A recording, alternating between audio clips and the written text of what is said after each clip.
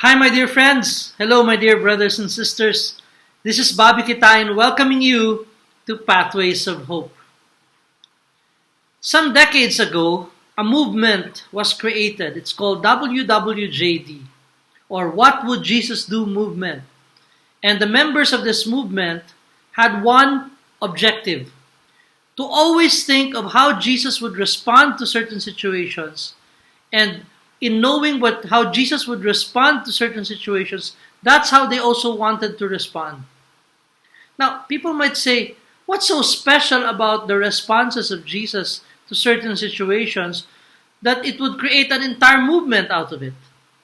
Well, you see, my dear friends, the way Jesus responds to certain situations is often what we call counterintuitive. What does that mean? It means that his responses to certain situations often comes against our intuition, our natural tendencies as human beings. Pretty much like what happened in the gospel for today.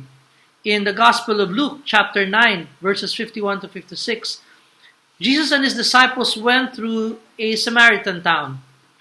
And the people there did not accept Jesus. They didn't want him there, simply because he was a Jew and he was going to Jerusalem. And the sons of thunder, John and James, the brothers, went up to Jesus and said, "Lord, should we call fire from heaven to come down on them?" And Jesus rebuked them. Why? You see, our initial tendency, the human inclination and intuition is to hurt others if they hurt you. If other people cause you pain, you cause them pain in return. Anger, revenge, those are our natural tendencies. But you see, God is a counterintuitive God. And Jesus has a different way of dealing with rejection. Instead of getting angry with them, we all know that Jesus' way is love. And his way of dealing with people who do not accept him is not to get angry at them, but rather to win them over. That's what John and James learned that day. That their natural intuition, their natural inclination, their natural tendency often goes against the nature of God. And probably, instead of asking, "Lord, should we bring down or should we ask for fire to come down upon them?" maybe they should have asked instead, "Lord, how do you want us to respond to this situation?" Friend, that's my suggestion for you. That when you are confronted with a certain situation, don't rely on your natural instincts. Don't rely on your human intuition. Because more often than not, our human intuition goes against the very nature of God.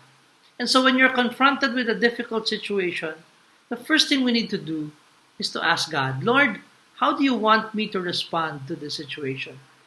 When you feel angry, when you feel wrong, when you feel hurt, when you feel that there's an injustice happening, let's ask the Lord, "Lord, how do you want us to respond to this situation?" Because more often than not, God's ways are different from our ways.